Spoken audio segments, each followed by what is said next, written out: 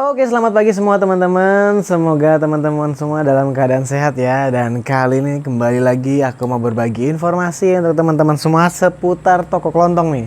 Yang mana pasti teman-teman juga sudah melihat lah berbagai video yang aku berikan. Kemudian gimana sih perkembangan toko dan lain sebagainya. Tapi kira-kira kali ini nih kita mau bahas yaitu untung nggak sih? Oke, kalau untung cukup nggak sih untuk biaya operasional toko? Dan kira-kira kalau untung gimana, kalau rugi atau mungkin nggak cukup, itu gimana solusinya supaya kita bisa tetap merunning bisnis kita yang masih kita rintis ini? Yuk langsung kita bahas. Oke teman-teman semua, kali ini aku mau bahas pertama-tama nih kira-kira keuntungannya dulu ya. Gimana sih kita jualan toko kelontong dan kita jualannya di komplek teman-teman.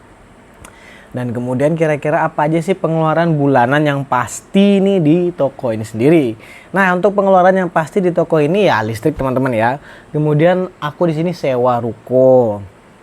Untuk listrik dulu tadi itu sekitar ya mungkin 200 ribuan lah ngisi dengan tarif bisnis.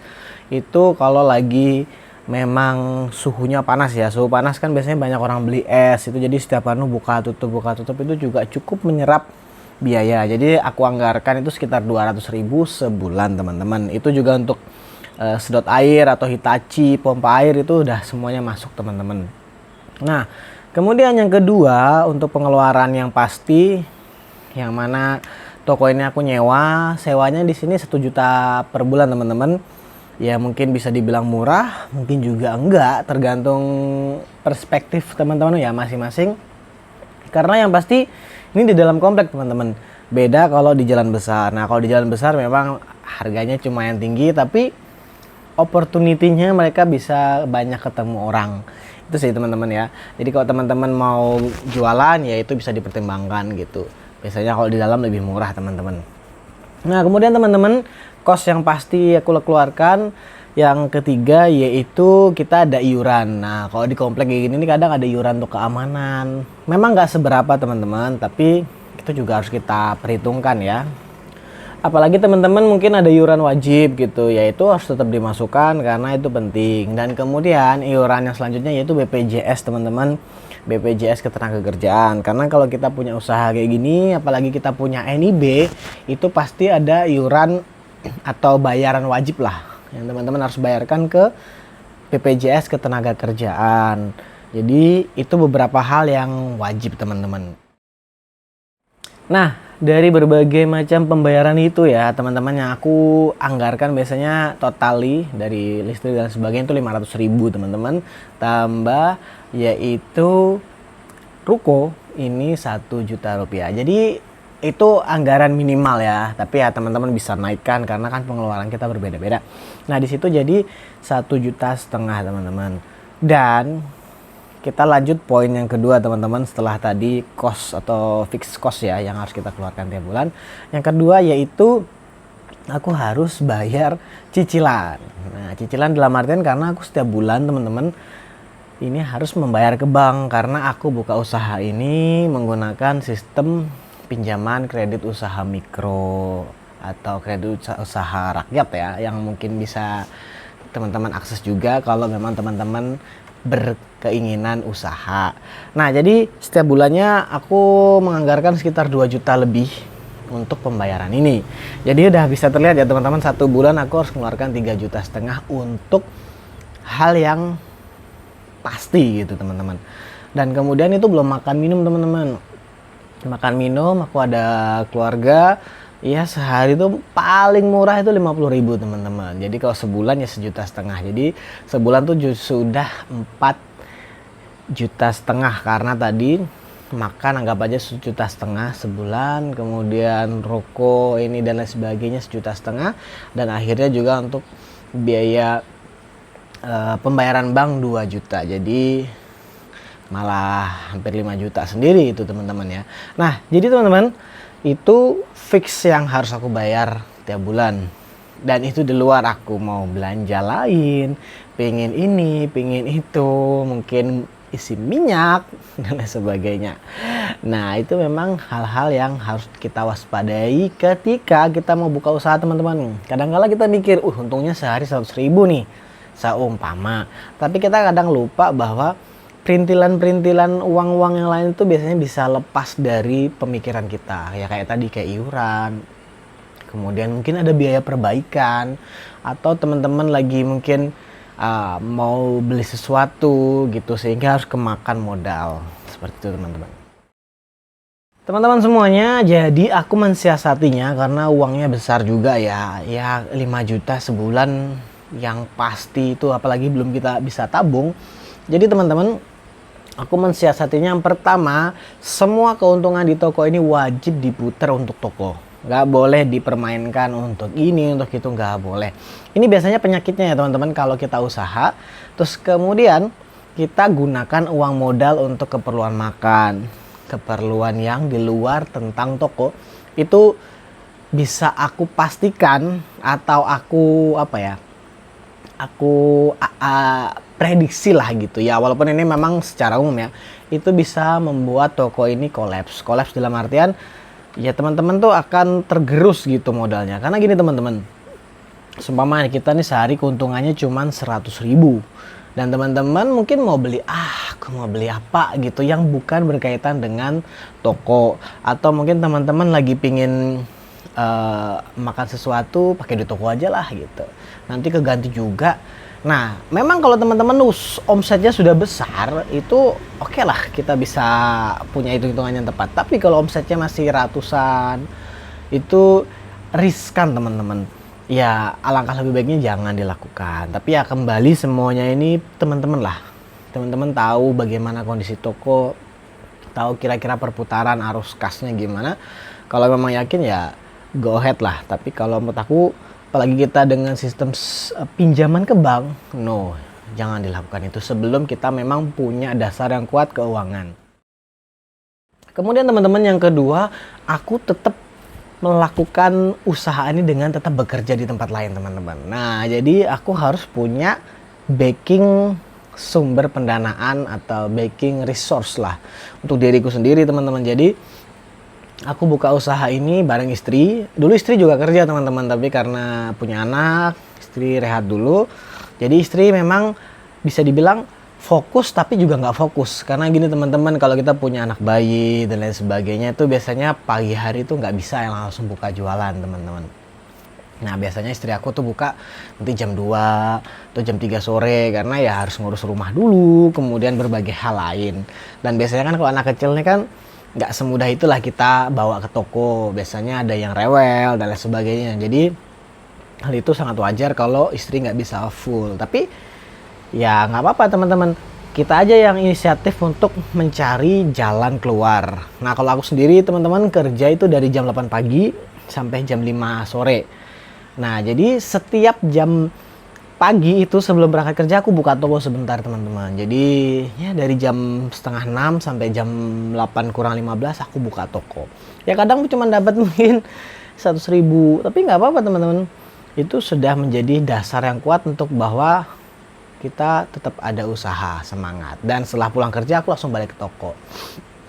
Jadi totally usaha ini memang kayak buka tutup gitu, tapi ya sejauh ini warga di sini di komplek ini sudah paham karena ya kita sambil kerja gitu, kita ngumpulin modal. Karena kalau kita usaha tiba-tiba nggak ada backup, wah itu resikonya cukup besar teman-teman kalau memang ini menjadi usaha pertama teman-teman. Tapi kalau teman-teman sudah punya pengalaman, tahu caranya, ya kemungkinan gamblingnya lebih besar, bagus gitu. Tapi kalau teman-teman masih pertama kali belum tahu apa-apa, please cari usaha lain yang sekiranya bisa membackup kalau ada apa-apa.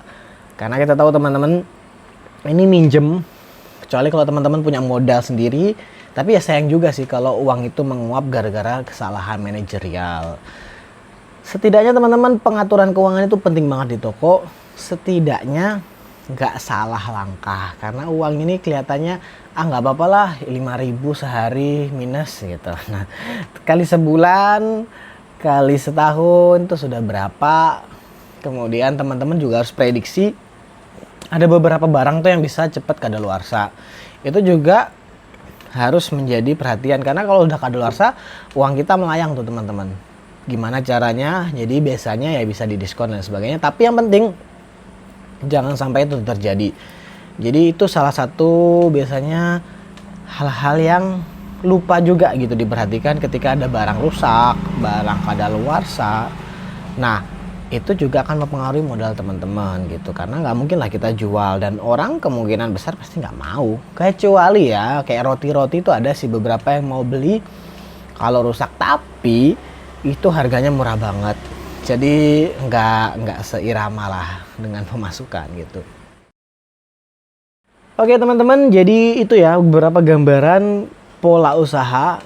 Kalau mau minjam boleh, namanya kita juga usaha, tapi jangan lupa ada backingan, resource keuangan kita, entah itu dari kerja atau usaha lain, sehingga kita bisa aman kalau kolaps. Masih ada yang menyelamatkan lah, setidaknya kita nggak nunggak, nggak ke blacklist bank, nah, setidaknya kita makan minum masih bisa. Nah nanti kalau memang sudah bisa lancar, lunas, nah teman-teman jangan lupa untuk kembangin usaha itu sendiri. Entah nanti jualannya tambah apa, tambah ini, tambah itu. Dan jangan lupa teman-teman kalau konsepnya ngutang, menurut aku utamakan dulu selesaikan utang dan utamakan semua keuntungannya untuk toko kalian. Kembangin aja gitu. Atau kalau teman-teman mau investasi, cari tanah atau ruko yang bisa dikredit. Itu beli aja gitu. Kalau memang teman-teman yakin ya, setidaknya kalau teman-teman gak jadi jualan di situ, itu bisa disewakan lagi teman-teman. Tapi ya tadi perhitungannya harus matang supaya teman-teman nggak ketar-ketir sendiri dengan keadaan keuangan. Karena teman-teman sekali aja salah perhitungan 1-2 hal itu akan mempengaruhi kuantitas atau jumlah barang di toko teman-teman. Jadi teman-teman akan bisa melihat lah video aku dari awal usaha dulu yang kecil, nggak banyak, sekarang ya menurut aku juga sudah lumayan banyak lah penambahan.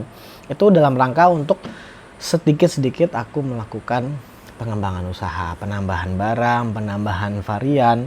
Itu penting banget teman-teman. Dan nanti kalau harapanku kalau sudah lunas, aku akan ke jalan besar sana.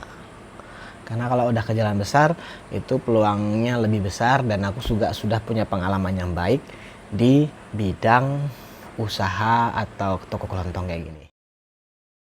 Nah itu dia teman-teman. Jadi kalau dibilang usaha ini untung, 100% untung. Tapi keuntungan itu bisa nggak nutupin. Nah kalau sejauh ini sih sebenarnya bisa teman-teman. Tapi karena aku banyak cicilan, banyak ini dan itu, jadi agak berat gitu kalau aku cuman mengandalkan dari toko. Jadi aku harus kerja. Dan kemudian teman-teman, keuntungan aku berapa sih sebulan atau sehari deh.